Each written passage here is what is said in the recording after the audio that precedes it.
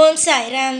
என் அன்பு செல்லமே, என்னுடைய அழகான தங்கமே, வாழ்க்கையில் ஒவ்வொரு காலகட்டமும் உனக்கு ஒவ்வொரு விதமான விஷயங்களை சொல்லிக் கொடுத்தது. இந்த உறவு இப்படிதான், இந்த உறவு இப்படிதான், இந்த உறவு இப்படிதான் என்று எல்லா உறவையும் உனக்கு சொல்லிக் கொடுத்தது. ஆனாலும் நீ எல்லா விஷயத்தையும் எடுத்துக்கொண்டாலும் யாராவது ஒருவர் எனக்கு இந்த மாதிரி தவறு நடந்துவிட்டது, என்னை மன்னித்து விடு, எனக்கு தெரியாமல் அந்த நேரத்தில் என்ன செய்வது என்று தெரியாமல் செய்துவிட்டேன், என்னை மன்னித்து விடு என்று சொன்னால் உடனே மன்னித்து விடுவார். இதுதான் உன்னிடம் இருக்கும் ஒரு மிகப்பெரிய ஒரு நல்ல எண்ணம் என்றும் சொல்லலாம், கெட்ட விஷயம் என்றுமே சொல்லலாம். ஏனென்றால் நல்லவர்களை, மனம் திறந்து வருபவர்களை நீ மன்னிக்கிறாய். ஆனால் மனதுக்குள் கவுடோடு இந்த முறையும் போய் நான் இவளை வாழ்க்கை கெடுப்பேன் என்று ஒரு கங்கணம் கட்டி கொண்டு வருபவர்களையும் மனதை புரிந்து கொள்ளாமல் ஏமாறுவது யார் மீது தவறு? உன் மீது தானே தவறு. அதனால்தான் சொல்கிறேன், ஒரு நிமிஷம் இரு, நான் என்ன சொல்ல வருகிறேன் என்பதை கேட்டு அடுத்தடுத்த விஷயத்தை நீ என்னென்ன செய்யலாம் என்பதை முடிவெடுத்துக்கொள் என்று. உன்னுடைய வாழ்க்கையை பற்றி எனக்கு எதுவுமே தெரியாது என்று நினைக்காது. உன்னுடைய வாழ்க்கையை பற்றி உனக்குத்தான் இன்னும் ஒன்றுமே புரியவில்லை.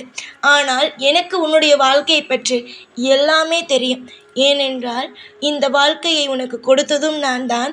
இந்த வாழ்க்கையில் உனக்கு என்னென்ன விஷயங்கள் இருக்கிறது என்று காட்டியதும் நான் தான், காட்டப்போவதும் நான் தான். உனக்கு சந்தோஷம், மக்கள், உன்னை சுற்றி இருப்பவர்கள் யார், உன்னோடு இருப்பவர்கள் என்ன குணம், யார் யார் எப்படி என்று காட்டியதும் நான் தான். அதனால் சாய்க்கு என்ன தெரியும், என்னுடைய வாழ்க்கையை பற்றி என்ன தெரியும்? சாய் தான் என்னை கண்டு கொள்ளவே இல்லையே, சாய் தான் எனக்கு இந்த விஷயம் செய்யவில்லையே, அந்த விஷயம் செய்யவில்லையே என்று போட்டு குழப்பிக்கொண்டே இருக்காது. சாய் உனக்கு எல்லா விஷயத்தையும் சரியாகத்தான் செய்து கொண்டு இருக்கிறேன். ஒரு அப்பாவும் அம்மாவும் சேர்ந்து எப்படி ஒரு அழகான வாழ்க்கையை உனக்கு தந்தார்களோ அதே போல இந்த சாயுமே உனக்கு அழகான வாழ்க்கையை தான் தந்திருக்கிறேன். நான் இப்பொழுது ஒரு விஷயத்தை மட்டும் உனக்கு சொல்கிறேன். உன்னுடைய வாழ்க்கையில் சமீப காலத்தில் நீ வேண்டாம், நீ எனக்கு தேவையே இல்லை, உன்னால் தான் என் வாழ்க்கையே போனது என்று உன்னுடைய மனதை வார்த்தையால் கொன்றுவிட்டு போன உறவு இப்பொழுது உன்னுடைய அருமைகள் அனைத்தையும் தெரிந்து கொண்டு அங்கு அழுது புலம்பிக் கொண்டு இருக்கிறது. என்னிடமே வந்து நான் எவ்வளவு பெரிய தவறு செய்துவிட்டேன், என்னுடைய வாழ்க்கையை நான் எந்த அளவுக்கு முன்னேற வேண்டும் என்று நினைத்தேன், அனைத்திற்கும் துணையாக இருந்தவளை இப்படி நான் விட்டுவிட்டு வந்துவிட்டேன். இப்பொழுது இங்கு இருக்கும் பொழுதுதான் தெரிகிறது வழிகள் என்ன எல்லாம் என்று எனக்கு இப்பொழுதுதான் தெரிகிறது. தயவு செய்து எங்களை திரும்பவும் ஒன்று சேர்த்து வையுங்கள் என்று என்னிடம் கேட்டுக்கொண்டே இருக்கிறது. என்னை எப்படியாவது அந்த துணையோடு சேர்த்து வைத்து விடுங்கள் என்று என்னிடம் வந்து புலம்பிக் கொண்டே இருக்கிறது. அம்மா, ஒரே ஒரு வாழ்க்கை தான், அதில் வார்த்தைகளை எப்பொழுதும் கடினமாக உபயோகப்படுத்தக்கூடாது. அப்படி உபயோகப்படுத்திவிட்டால் திரும்பவும் மனதானது ஒட்டுவது மிகவும் கஷ்டம். உடைந்த பொருளை கூட ஏதாவது ஒரு விஷயத்தை வைத்து ஒட்டிவிடலாம். ஆனால் உடைந்த மனதை அவ்வளவு சுலபத்தில் எந்த ஒரு விஷயத்தை வைத்தும் ஒட்ட வைக்க முடியாது. அது நாள் போக போகத்தான் எல்லாமே நடக்கும். உன்னுடைய மனதை உடைத்துவிட்டு அங்கு போய் சந்தோஷமாக இருக்கலாம் என்று போனது.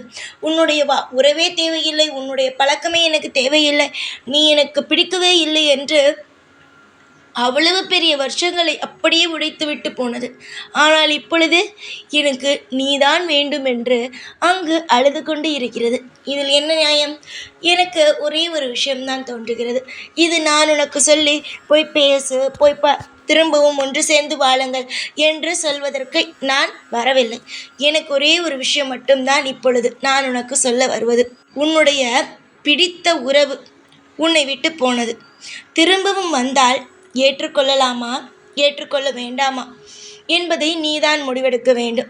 மற்றவர்கள் முடிவெடுக்க முடியாது. அது தெய்வமாக இருந்தாலும் நீதான் முடிவெடுக்க வேண்டும். இப்பொழுது நான் சொல்லலாம், நீ போய் சேரு என்று சொல்லலாம், சேராதே என்று சொல்லலாம். ஆனால் உன்னுடைய மனதுக்கு உன்னுடைய பிடித்த உறவோடு நீ எப்படியெல்லாம் இருந்தாய், என்ன மாதிரியான துரோகத்தை அது உனக்கு கொடுத்தது என்பதை நீ யோசித்து விட்டு திரும்ப வந்தால் ஏற்றுக்கொள்வதும் ஏற்றுக்கொள்வாததும் உன்னுடைய கையில்தான். இந்த இடத்தில் நான் உனக்கு ஆறுதலான வார்த்தையோ இல்லை உன்னுடைய மனதை மாற்றவோ எனக்கு எந்த ஒரு உரிமையும் கிடையாது. உன்னுடைய வாழ்க்கை இந்த உலகத்தில் நீ வாழப்போகிறாய்.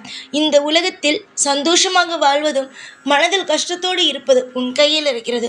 சிலரை பார்த்திருக்கிறாயா? எவ்வளவோ கஷ்டம் வந்திருக்கும், ஆனாலும் அதையெல்லாம் ஒரு பொருட்டாக நினைக்காமல் அவர்கள் பாட்டுக்கே வாழ்வார்கள். சிலர் ஒரு ஒரு சின்ன கஷ்டம்தான் இருக்கும், ஆனால் அவர்கள் அதே நினைத்து கொண்டு சந்தோஷம் எத்தனை வந்தாலும் அதை நினைக்காமல் கஷ்டம் கஷ்டம் என்று சொல்வார்கள். அந்த கஷ்டத்தின் பெயரை சொல்லாமல் கூட இருக்கலாம். ஆனால் அதே போலத்தான் இதெல்லாம் பேசிவிட்டானே, திரும்பவும் வந்தால் ஏற்றுக்கொள்ளலாமா என நினைப்பது உன்னுடைய இஷ்டம். இல்லை, இவ்வளவு பேசிய பிறகும் திரும்ப வந்து ஏற்றுக்கொண்டால் என்னுடைய மனம் ஏற்றுக்கொள்ளாது. திரும்பவும் அந்த கஷ்டத்தில் போய் விழ என்னுடைய மனம் ஒப்புக்கொள்ளாது என்று சொல்கிறதா? எது உனக்கு உன்னுடைய மனமானது சொல்கிறதோ அதை வைத்து பார், அதை வைத்து யோசி. எதுவுமே நான் உனக்கு இதை செய் அதை செய் என்று ஒரு பொழுதும் சொன்னது கிடையாது. காரணம், உனக்கு பிடித்தது போலத்தான் நீ வாழ வேண்டும். யாருக்கு பிடித்தது போலவும் இந்த உலகத்தில் நீ வாழ முடியாது. நான் என்று சொல்வேன் நீ வாழை என்று. ஆனால் பிடிக்காமல் இருந்தால் எவ்வளவுதான் நான் உனக்கு அந்த உறவால் நன்மைகளை உனக்கு நடத்தி கொடுத்திருந்தாலும் நீ என்னிடம் வந்து என்ன சொல்வாய் தெரியுமா? எனக்கு பிடிக்கவில்லை, இதுதான் நீ என்னிடம் சொல்வாய். அந்த உறவு எவ்வளவுதான் மனம் திருந்தி வந்திருந்தால் கூட உன்னுடைய மனம் ஏற்றுக்கொள்ளவில்லை என்றால் அது எவ்வளவுதான் நல்லது செய்திருந்தாலும் உன்னுடைய மனமானது ஏற்றுக்கொள்ளாது. அதை புரிந்து கொள்ளுங்கள். நான் எதையுமே உனக்கு இதை நீ செய்துதான் ஆக வேண்டும், இதை பண்ணிதான் ஆக வேண்டும் என்று எந்த ஒரு சிறிய விஷயத்திலிருந்து பெரிய விஷயம் வரைக்கும் உனக்கு மத்துசமோ இல்லை பிடிவாதமாக இது செய் என்றோ சொன்னது கிடையாது இதுவரைக்கும். தங்கமான பிள்ளையே, வாழ்க்கையில் இருக்கும் ஒவ்வொரு விஷயத்தையும் நான் பார்க்கிறேன். உனக்கு தேவைப்படும் ஒவ்வொரு காலகட்டத்திலேயும் ஒவ்வொரு விஷயங்களையும் நான் செய்து கொண்டு தான் இருக்கிறேன்.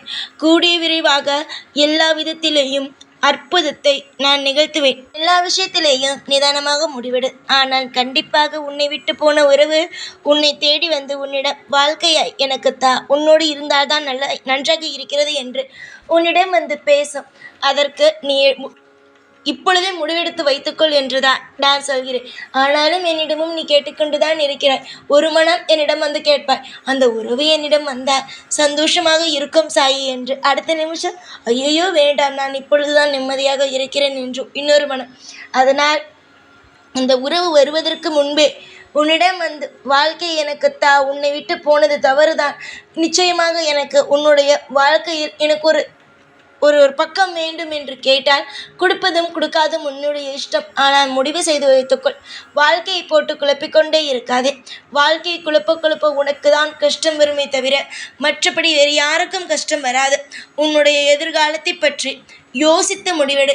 உன்னுடைய வாழ்க்கையில் எது எது முக்கியம், என்னென்ன விஷயங்கள் தேவை என்று எல்லா விஷயத்தையும் தெளிவாக முடிவெடு. தெளிவாக நீ இரு. எவ்வளவு நல்லது நடக்கிறது, என்னென்ன விஷயம் நடக்கிறது என்று எல்லாவற்றையும் நானே பார்த்து கொள்கிறேன். கண்டிப்பாக ஒவ்வொரு காலகட்டத்திலேயும் கண்டிப்பாக என்னென்ன நடக்கும், ஏதேது நடக்கும் என்று நான் இருக்கும் பொழுது நீ எதையும் நினைத்து கவலைப்பட வேண்டாம். உனக்கு எல்லாமே நடக்கும். அதாவது இதுவரைக்கும் உன்னுடைய வாழ்க்கையில் என்னென்ன நடந்தது, ஏதேது விஷயங்கள் நடந்தது என்பது எல்லாமே உனக்கு தெரியும் அல்லவா? அதே போலத்தான் இனிமேல் உன்னுடைய வாழ்க்கையில் என்னென்ன விஷயங்கள் நடக்கும், ஏதேது விஷயங்கள் நடக்கும் என்பதை அடிக்கடி வந்து நான் சொல்லிவிட்டு உன்னுடைய வாழ்க்கையில் ஒவ்வொரு கட்டத்திலும் இருந்து ஒவ்வொரு விஷயத்திலும் இருந்து உன்னை காப்பாற்றி உன்னை மீட்டு கொண்டு வந்து கொண்டேதான் இருப்பேன். கவலைகள் யானது தூக்கி எறி. சந்தோஷமானதை எப்பொழுதும் பக்கத்தில் வைத்துக்கொள். உன்னுடைய வாழ்வுக்கு முன்னும் பின்னும் அனைத்து இடத்திலும் நான் துணையாக இருந்து உனக்கு எல்லா விதமான அற்புதத்தையும் செய்து கொடுப்பேன். இந்த சாய்நான். ஓம் சாய்ராம்.